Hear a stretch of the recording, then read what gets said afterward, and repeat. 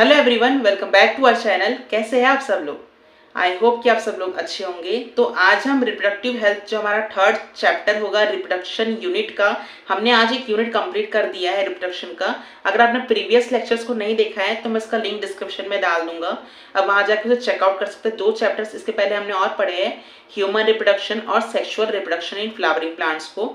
उसके बाद हमने थर्ड ये रिप्रोडक्टिव हेल्थ भी आज कंप्लीट कर लिया है। अगर आपने उस चैप्टर्स को नहीं देखा है तो आप देख लीजिएगा, वो भी बहुत ज़्यादा इंपॉर्टेंट है हमारे बोर्ड्स के लिए। इस लेक्चर में आज हम पढ़ने वाले हैं MTP, medical termination of pregnancy के बारे में, जो कि बहुत ज़्यादा सेंसिटिव और हमारा इंपॉर्टेंट टॉपिक है हमारे बोर्ड्स के लिए। उसके बाद आता है हमारा एसटीडी, सेक्सुअल ट्रांसमिटेड डिजीज। इसके अंदर बहुत सारे हमारे पॉजिटिव एजेंट और डिजीज के बारे में हम पढ़ेंगे कि कैसे उसे प्रिवेंशन किया जाता है, कैसे हम उसे रोक सकते हैं। अगर अर्ली सिम्टम्स है, कैसे हम उसे अर्ली सिम्टम्स के हम रोक सकते हैं पोस्ट सिम्टोमेटिक जाने से पहले। और लास्ट सबसे इंपॉर्टेंट, इसके अंदर बहुत सारी हमारी एआरटी टेक्निक आती है, असिस्टेड रिप्रोडक्टिव टेक्नोलॉजीज। इसके अंदर हमारा ZIFT, GIFT, ICSI, IUT, in vitro fertilization, test tube baby programme, ये सारा का सारा हम बात करेंगे इनफर्टिलिटी के केस में। लास्ट हम बात करेंगे एडॉप्टेशन के बारे में कि एडॉप्टेशन क्या होता है। तो चलिए आज का लेक्चर शुरू करते हैं।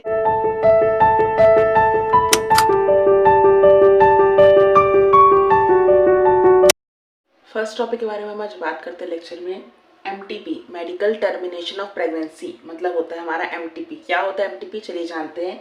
Voluntary termination of pregnancy before full term is called as MTP. मतलब कि यहाँ पे कुछ टर्मिनेशन हो रहा है। क्या टर्मिनेशन है? मेडिकली हम प्रेगनेंसी क्या कर दे रहे हैं, टर्मिनेट कर दे रहे हैं फुल टर्म होने से। मतलब कि यहाँ पे एबॉर्शन हो रहा है। मतलब क्या होगा? Voluntary termination of pregnancy before full term is called as MTP. मतलब कि फुल टर्म प्रेगनेंसी जो कि हमारे 9 मंथ की होती है फीमेल की, तो क्या कर रहे हैं, उसके पहले उसे टर्मिनेट कर दे रहे हैं। मतलब कि क्या कर दे रहे हैं, उसको खत्म कर दे रहे हैं। उस टर्म को हम कहते हैं MTP, medical termination of pregnancy. Second point देखते हैं, it play a very important role in decreasing population, aborting unwanted pregnancy. बहुत से ऐसे हमारे इंडिया में कभी कभी क्या होता है, अनवांटेड प्रेगनेंसी हो जाती है। कभी कभी कोई बैरियर मेथड फेल हो गया, या फिर कोई आईडी लगाया, या फिर कोई सेक्सुअल इंटरकोर्स गलती से हो गया और आगे वो वुमेन जो है प्रेग्नेंट हो गई, या फिर रेप हो गया, अनवांटेड यहाँ पे सेक्सुअल एक्ट हो गया। तो सब में क्या करते हैं, हमारी यहाँ पे अनवांटेड प्रेगनेंसी हो जाती है। इसके कारण हमें क्या करना पड़ता है, अबॉर्शन, अबॉर्टिंग करना पड़ता है, प्रेगनेंसी को रोकना पड़ता है, टर्मिनेट करना पड़ता है। ठीक है, उससे क्या होगा, हमारी पॉपुलेशन जो है वहाँ पे डिक्रीज मानी जाती है। एक एडवांटेज है हमारे एमटीपी का।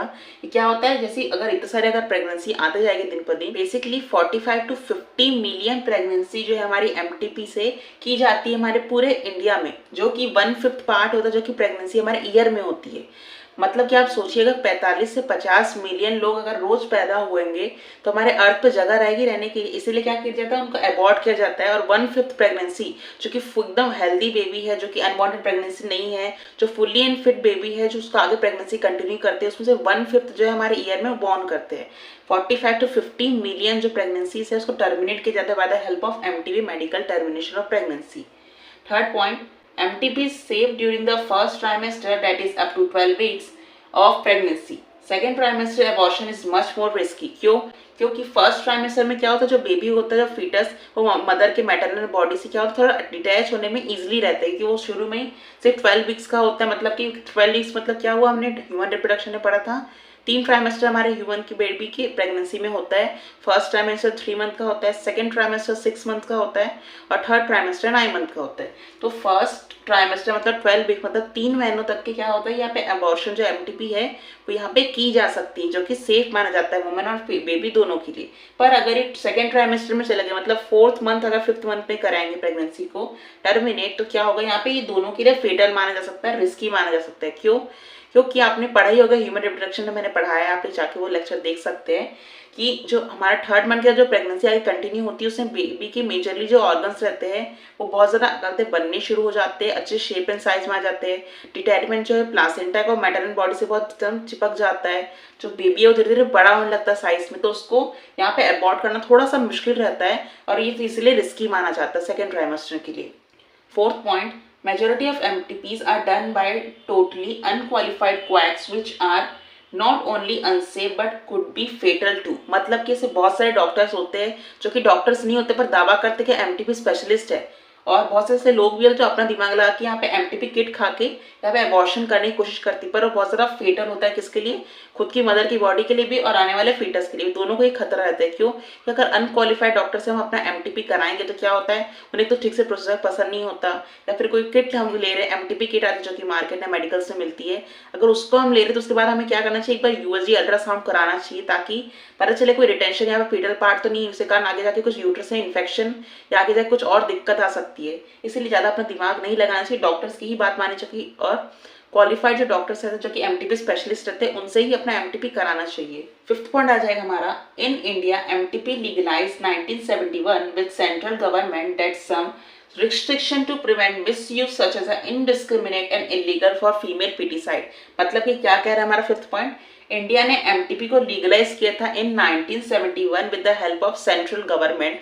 सेंट्रल गवर्नमेंट ने क्या किया था, यहाँ पे लीगलाइज किया था कि हाँ आप एमटीपी अब इस्तेमाल कर सकते हैं हमारे भारत के अंदर भी। कि कुछ कुछ ऐसे पहले केस आते थे 1971 के पहले कि अगर बहुत ज़्यादा कुछ कॉम्प्लिकेशन या प्रॉब्लम है बेबी के अंदर, तभी आप यहाँ पे एमटीपी और एबॉर्शन करा सकते हैं। उसके बाद जब डॉक्टर ने 1971 के बाद हमारे सेंट्रल गवर्नमेंट ने क्या किया, उसको लीगलाइज कर दिया कि अगर आप माइनर है और आपके साथ कुछ सेक्सुअल इंटरकोर्स हुआ या फिर रेप हुआ, उस टाइप में आप यहाँ पे करा सकते हैं एबॉर्शन या एमटीपी। दूसरा, अगर कोई कॉन्ट्रासेप्टिव मेथड फेल हो गया है तो यहाँ पे करा सकते हैं। तीसरा, अगर कोई अनवांटेड प्रेगनेंसी हो जाती है, मतलब कोई लेडी प्रेग्नेंट होना नहीं चाहती तो भी गलती से अगर वो प्रेग्नेंट हो जाती है उस टाइम पे आप यहाँ पे एबॉर्शन करा सकते हैं। चौथा पॉइंट आ गया, अगर आपके बेबी में कुछ दिक्कत है या फिर जेनेटिक डिसऑर्डर है कुछ बेबी को, तब इस केस में आप एमटीपी करा सकते हैं। पांचवा पॉइंट उन्होंने ये बताया कि अगर आपको 1 ट्राइमेस्टर के अंदर, मतलब फर्स्ट ट्राइमेस्टर के अंदर अगर आप एमटीपी करा रहे हैं तो आपको कम से कम एक डॉक्टर से क्वालिफिकेशन रिपोर्ट लानी पड़ेगी कि आपको यहाँ पे एमटीपी कराना है और ये सेफ है। अगर आपको सेकेंड ट्राइमेस्टर तक अगर एमटीपी चली जाती है, अगर सेकेंड ट्राइमेस्टर तक अगर आपकी प्रेगनेंसी चली जाती है और उसके बाद अगर आप एबॉर्शन या एमटीपी कराना चाहते हैं तो कम से कम आपको 2 डॉक्टर से क्या लेना पड़ेगा, क्वालिफाइड होना पड़ेगा। ये अगर मैं एमटीपी कराती हूँ तो कोई खतरा तो नहीं है हमारे बेबी से, अगर सेकेंड ट्राइमेस्टर में अगर मैं एमटीपी कराती हूँ, फुल टर्म कराती हूँ तो इसलिए आपको 2 डॉक्टर से क्या लेना पड़ेगा, क्वालिफिकेशन लेना पड़ेगा। ये 5 से 6 रूल हमें बताया था गवर्नमेंट, सेंट्रल गवर्नमेंट ने एमटीपी लीगलाइज होने के बाद। ठीक है, उसके बाद आता है हमारा next point, MTP is used to get rid of unwanted pregnancy due to unprotected intercourse और फेलियर ऑफ कॉन्ट्रासेप्टिव मेथड। ये बात हमने अभी कर ली कि अगर एमटीपी बेसिकली क्यों इस्तेमाल किया जाता है, अगर अनवांटेड प्रेगनेंसी हो गई या फिर अनप्रोटेक्टेड सेक्सुअल इंटरकोर्स हो गया या फिर कोई कॉन्ट्रासेप्टिव मेथड यहाँ पे फेल हो जाता है तो हम यहाँ पे एबॉर्शन एमटीपी करा सकते हैं। और बहुत से ऐसे लोग हैं जहाँ पे पॉइंट लिखा है, restriction to prevent misuse such as a discriminate in illegal और फीमेल फिटिसाइड। ये बात आती है हमारे एमिनोसिंथियासिस टॉपिक में, जिसके बाद हम पढ़ेंगे एमिनोसिंथियासिस के बारे में। उसमें क्या होता है, जिसके अंदर बेबी हमारा एमनियोटिक फ्लूइड में रहता है। हमने ह्यूमन रिप्रोडक्शन में पढ़ा है कि विद इन द यूट्रस हमारा बेबी कैसा दिखता है, उसके अंदर कौन कौन से पार्ट आते हैं। अगर आपने उस लेक्चर को नहीं देखा है तो मैं लिंक डिस्क्रिप्शन में डाल दूंगा, आप वहाँ जाके उसे देख सकते हैं। उसमें जो एमनियोटिक फ्लूइड होता है उसमें बॉडी से निकाला जाता है बहुत ही ध्यान से, हमारे फीटस के पास से एक नीडल डाली जाती है यूट्रस के पास, बहुत ध्यान से एमनियोटिक फ्लूइड को निकाला जाता है इंजेक्शन में और उसको लैब में टेस्ट किया जाता है, उसको पता लगाने के लिए कि उसके अंदर जो वॉर्म के अंदर बेबी है वो फीमेल है या मेल है। मतलब यहाँ पे सेक्स जेंडर पता किया जाता है, अगर वो मेल निकला तो एबॉर्शन नहीं कराया जाएगा, प्रेगनेंसी कंटिन्यू करेंगे 9 मंथ फुल टर्म तक। पर अगर वहाँ पे फीमेल हुई, वॉर्म के अंदर फीमेल बेबी हुई, तो बहुत से लोग हैं जो उसको अबॉर्ट कराना चाहते हैं। ये ट्रेंड आगे भी चला है और आगे भी चलता जाएगा, पता नहीं लोग कब समझ आएगा कि अगर फीमेल नहीं रहेगी तो हम मेल रह के क्या करेंगे, आगे कैसे हमारा जनरेशन बढ़ेगा, पता नहीं लोग क्या सोचते हैं। नेक्स्ट पॉइंट हम बात करते हैं, when the pregnancy continuation should be harm for this technique it should be used। मतलब कि अगर बेबी को कोई डिजीज है या फिर उससे मदर को कुछ दिक्कत आ सकती है तो क्या कर सकते हैं, हम यहाँ पे एमटीपी का यूज कर सकते हैं। अगर बेबी में कुछ दिक्कत है तो यहाँ पे मदर की जान भी जा सकती है, ठीक है, तो इसीलिए हम यहाँ पे एबॉर्शन एमटीपी का यूज कर सकते हैं। यहाँ पे हुआ है medical termination of pregnancy complete. अगर आपको इसमें कुछ भी डाउट है तो आप कमेंट सेक्शन में नीचे लिखकर पूछ सकते हैं। नेक्स्ट टॉपिक हम इसके बाद पढ़ते हैं एमिनोसिंथियासिस के बारे में। नेक्स्ट स्पेशल टॉपिक की बात करते हैं हम एमिनोसिंथियासिस। इसमें क्या बताया गया है, it is a technique used to find out chromosomal abnormalities developing embryo by using amniotic fluid. कौन कौन से डिजीज में आप पता लगा सकते हैं, haemophilia, down syndrome, sickle cell anaemia. ये तीनों बीमारी के बारे में हम नेक्स्ट इसके बाद जो चैप्टर हम पढ़ेंगे जेनेटिक्स का, principle of inheritance and variation, उसमें ये तीनों क्रोमोसोमल डिजीज के बारे में हम बात करेंगे। ये तीनों डिजीज को हम यहाँ पे एमिनोसिंथियासिस के हेल्प से, एमनियोटिक फ्लूइड जो यहाँ से निकाला जाता है सिरिंज के दाल्स के हेल्प से, उसको हम कल्चर मीडिया में रख के देखने की बेबी के अंदर कोई क्रोमोसोमल क्रोमोसोमल एबनॉर्मेलिटीज या जेनेटिकल एबनॉर्मेलिटीज है या नहीं है। अगर नहीं होगी तो ठीक है, वेल गुड।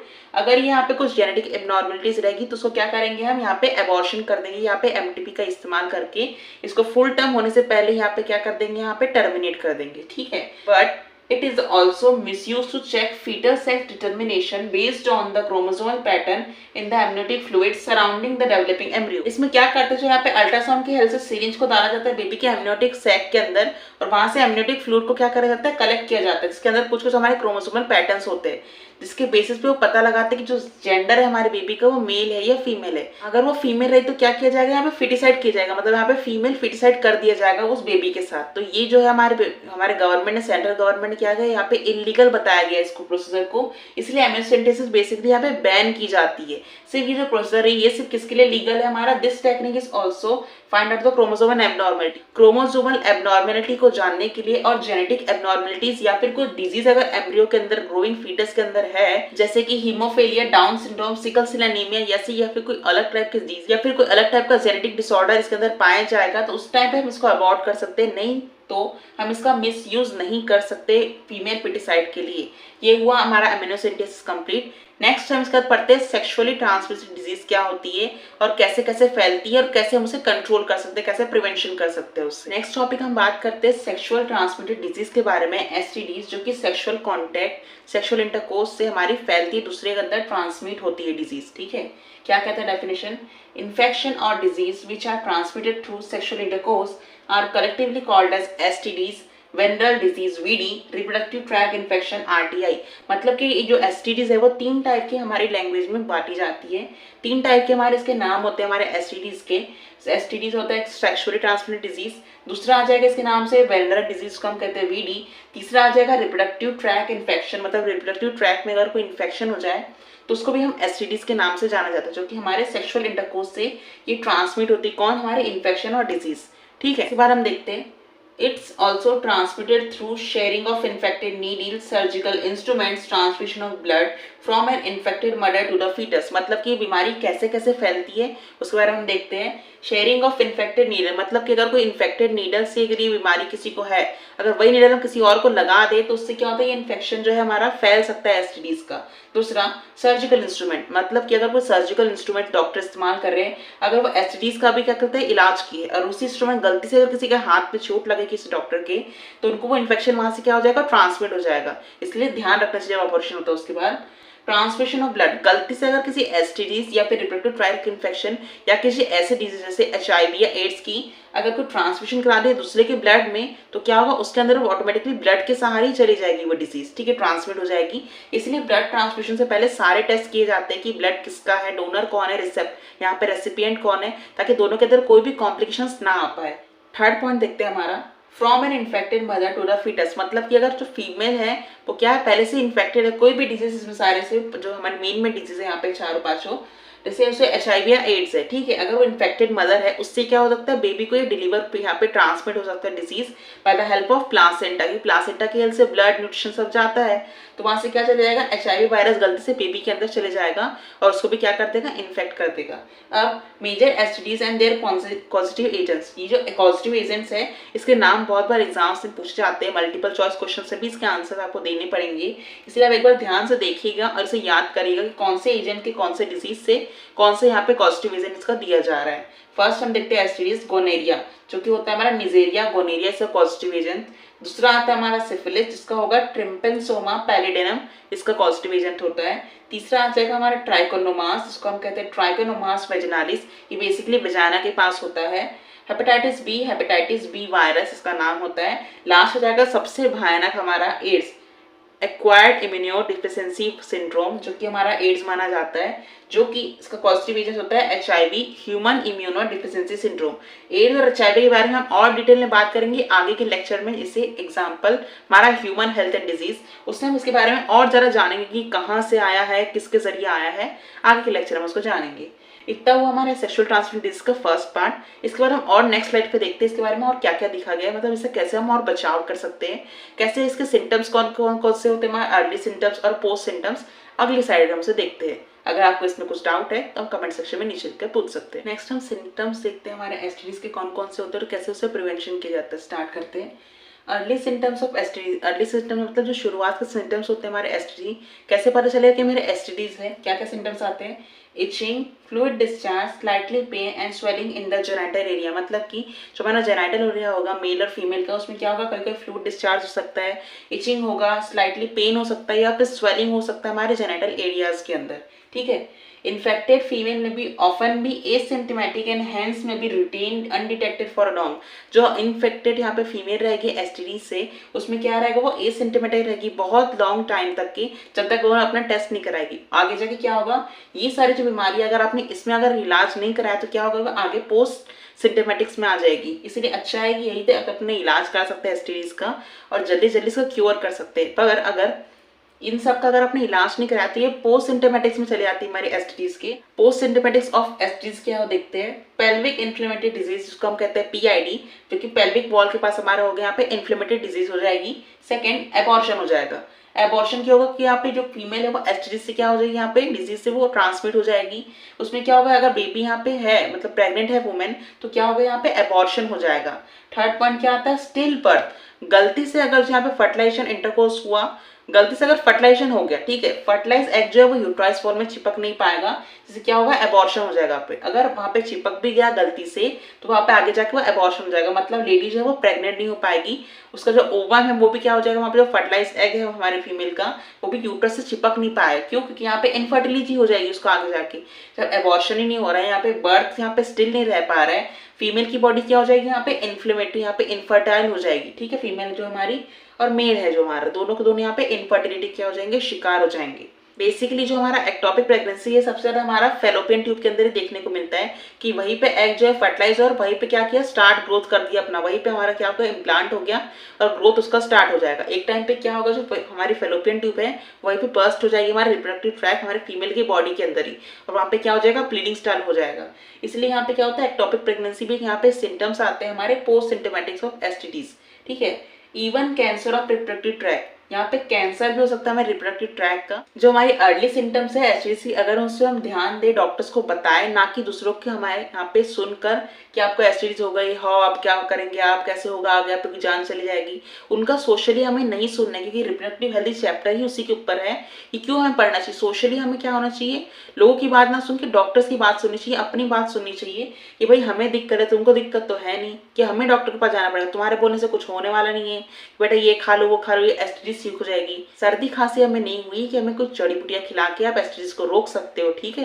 यहाँ पे एसटीडी जो है वो सेक्सुअल ट्रांसमिटेड के जरिए फैल रही है, बहुत बड़ी बीमारी मानी जाती है हमारे एड्स और एचआईवी, उसको आप ऐसे डायरेक्टली ठीक नहीं कर सकते। तो उसमें क्या होगा, अर्ली डायग्नोसिस क्या होगा, हम उसकी क्योरेबल तो नहीं कर सकते एसटीडीज और एचआईवी को, हम थोड़ी सी पर एज बढ़ा सकते हैं, पर उसकी मौत जो है वो तो कंफर्म ही होगी, क्योंकि वो एसटीडी से यहाँ पे क्या हो जाएगा, ग्रसित हो जाएगा, ठीक है। फोर्थ पॉइंट आता है हमारा, the chances of STDs are very common at the age of 15 to 24 years, मतलब कि ये जो एज ग्रुप होता है हमारा 15 to 24 का, बहुत ज्यादा कॉमन माना जाता है एसटीडीज के चांसेस के लिए, ठीक है। नेक्स्ट हम देखते हैं प्रिवेंशन कैसे कर सकते हैं हम एसटीडीज से। Avoid sex with unknown partner और मल्टीपल पार्टनर, मतलब कि जो हमारा सेक्सुअल इंटरकोर्स हो रहा है वो हमारे अननोन पार्टनर के साथ या मल्टीपल पार्टनर के साथ नहीं होना चाहिए, क्योंकि वो अगर वो ट्रांसमिटेड, अगर वो हमारा एसटीडी से क्या रहेगा, ग्रसित रहेगा, तो हमें भी वहां से वो ट्रांसमिट हो सकती है डिजीज सेक्सुअल इंटरकोर्स के जरिए। Second, always try to use condom और any barrier method to during coitus, मतलब कि यहाँ को हमें बैरियर मेथड इस्तेमाल करना पड़ेगा। कॉन्डम है जो हमारा बैरियर मेथड है सबसे ज्यादा इस्तेमाल किया जाता है सेक्सुअल इंटरकोर्स के जरिए, क्योंकि जो हमारा कॉन्डम है ये बहुत ज्यादा ड्यूरेबल मैट्रेस से बना होता है और हमारे एसटीडीज को क्या होता है, प्रिवेंट होने से या ट्रांसमिट होने से क्या होता है, रोकता है, ठीक है। थर्ड पॉइंट आता है हमारा प्रिवेंशन ऑफ एसटीडीज का। In case of doubt one should go to the qualified doctor for early detection and get complete treatment if diagnosis with infection। अगर यहाँ पे जो हमारा डाउट रहा कुछ भी हमारा प्रिवेंशन के लिए, तो हमें क्वालिफाइड डॉक्टर से क्या लेनी चाहिए, सलाह लेनी चाहिए। अगर वो अर्ली डिटेक्शन में है तो उसे क्या करना चाहिए, वहीं पे रोक देना चाहिए, वह डिजीज जो हमारी एसटीडीज है उसको खत्म कर सकते हैं या फिर उसे और प्रिवेंट करके उसे रोक सकते हैं, ठीक है। Get complete treatment if the diagnosis with the infection, अगर इन्फेक्शन की डायग्नोसिस में आता है कि आपको इन्फेक्शन है एसटीडी या फिर आरटीआई आपको है रिप्रोडक्टिव ट्रैक इन्फेक्शन, तो जल्दी जल्दी इसका इलाज करना चाहिए। उसके बाद अगर आप डॉक्टर बोलते हैं आप क्वालिफाइड है, आप इंटरकोर्स कर सकते हैं आप दोनों कपल्स, तो उसके बाद आगे जो रिपोर्ट आएगी पॉजिटिव उसके वजह से आप इंटरकोर्स या फिर सेक्सुअल एक्ट कर सकते हैं। ये सारे हमारे प्रिवेंशन है जिसको हम ध्यान रख सकते हैं ताकि हमें एसटीडी जो है वो ना हो पाए।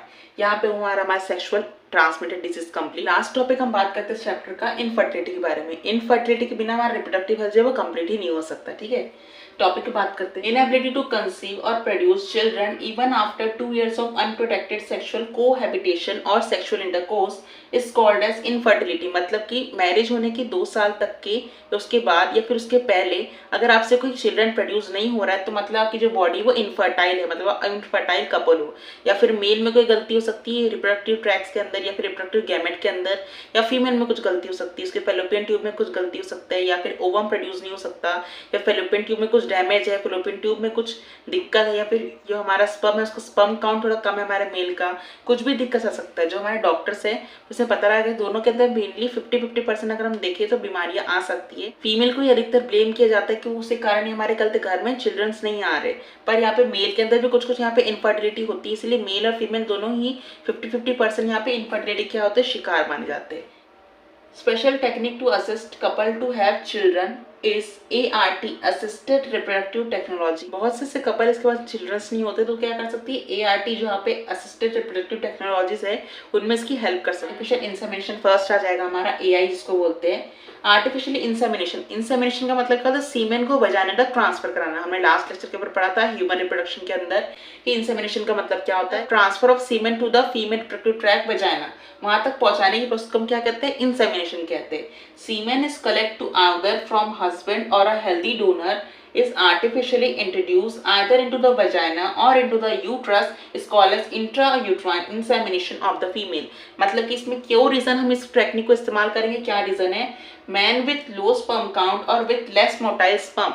मतलब कि अगर मेल का जो स्पर्म काउंट है वो बहुत ज्यादा कम है, उसका मोटालिटी जो है हमारे स्पर्म की वो बहुत ज्यादा धीरी है, तो हम क्या करेंगे अगर इसका लेस स्पर्म काउंट है और यहाँ पे मोटालिटी जो है स्पर्म की बहुत ज्यादा कम है तो हम क्या करेंगे सीमेन को जो क्या करेंगे इंजेक्शन में भरेंगे और उसको इंसेमिनेट करा देंगे फीमेल के वजाइना पे या फिर डायरेक्ट यूट्रस के अंदर।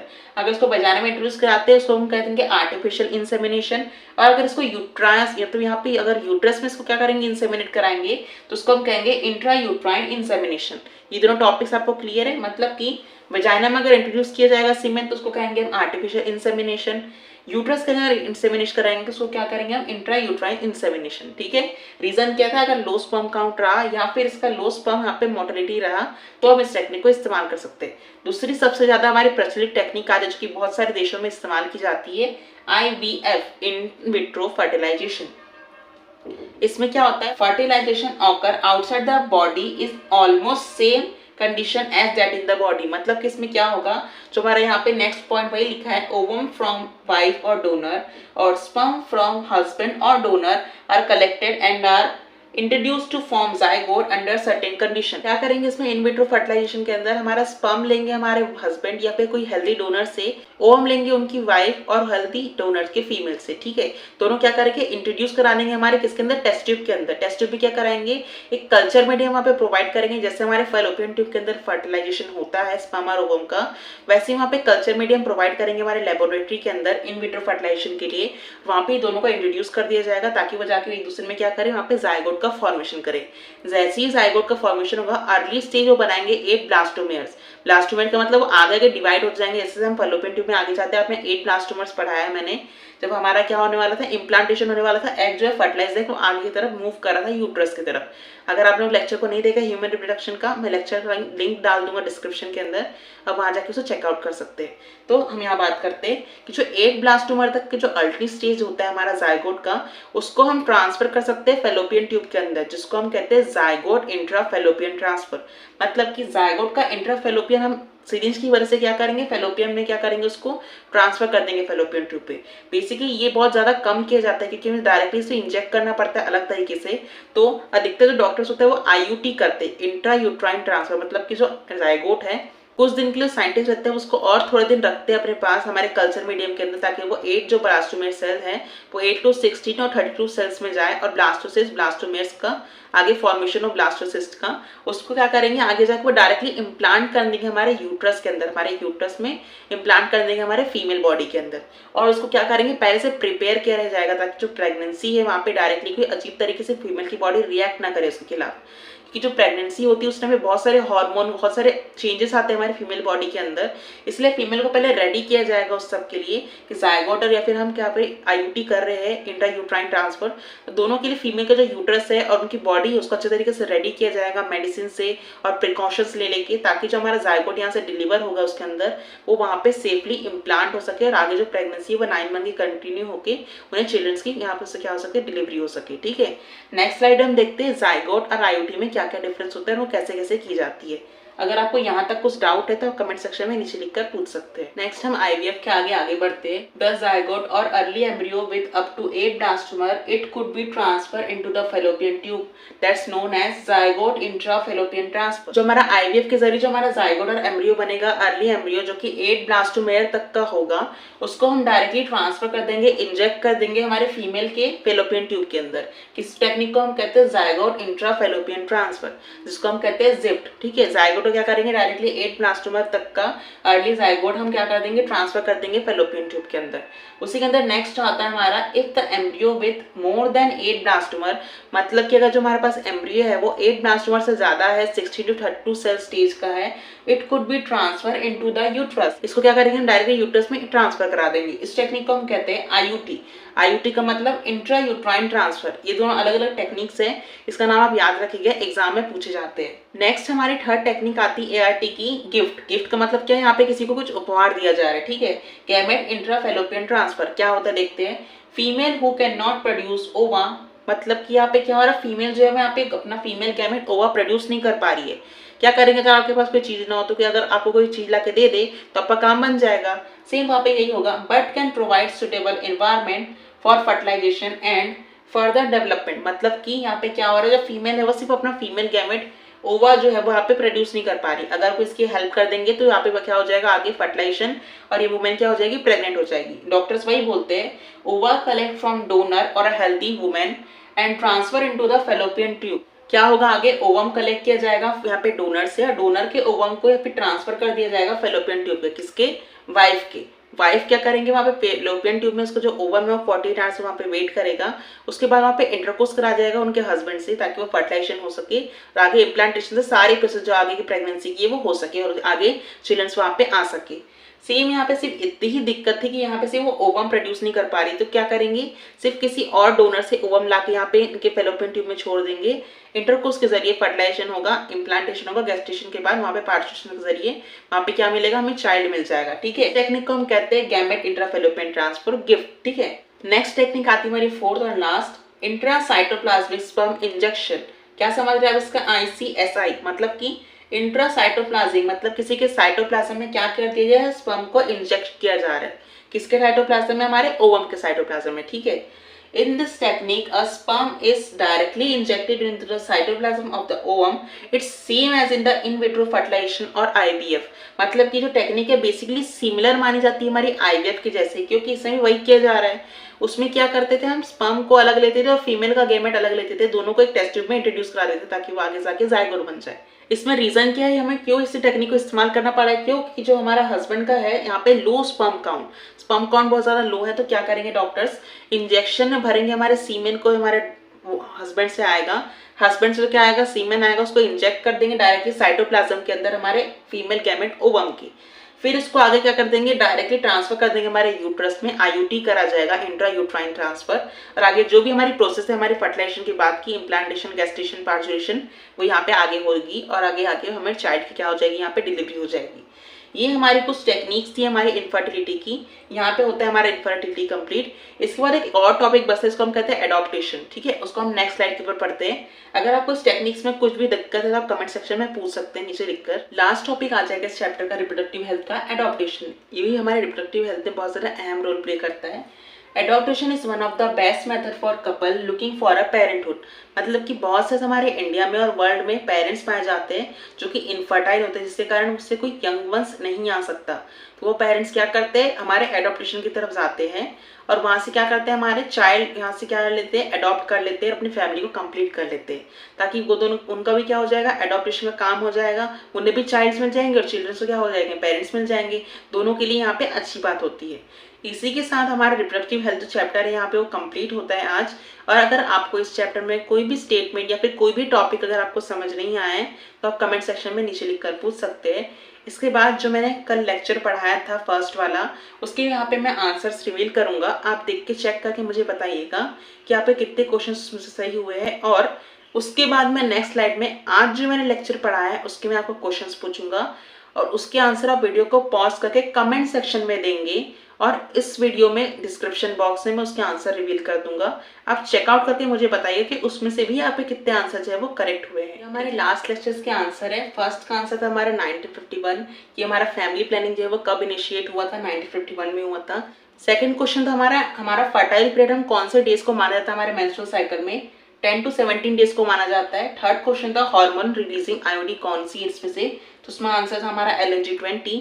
और क्वेश्चन नंबर 4 था हमारा central drug research institute Lucknow India ने कौन सा new non steroidal contraceptive pills है वो इन्वेंट किया था, उसका आंसर था हमारा सहेली। ये हमारे चारों क्वेश्चंस के आंसर है। आपने बताइएगा इसमें से कौन से आंसर सही किए, कितने किए हैं। इसके बाद मैं नेक्स्ट स्लाइड में आपसे आज के लेक्चर के क्वेश्चन पूछूंगा, उसका आंसर आप कमेंट सेक्शन में वीडियो को पॉज करके देंगे और उसके बाद चेकआउट करेंगे डिस्क्रिप्शन बॉक्स कि उसमें से आप पे कितने आंसर जो है वो सही हुए हैं। First question is which ART technique is use for those female who can not produce ovum.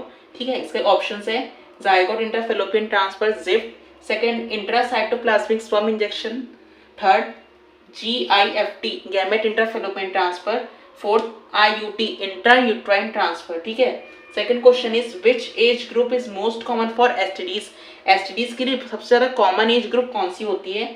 First option is 20 to 35 year old, second is 10 to 17 year old, third is 25 to 45 year old and fourth is 15 to 24 years.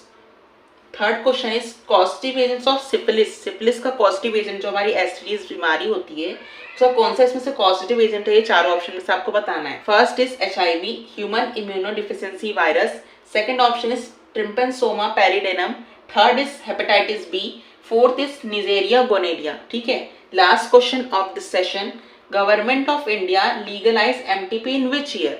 Option number 1 1977, option 2 1863, option number 3 1971, option number 4 2001। ये सबके answer आप comment section में देंगे video को pause करके।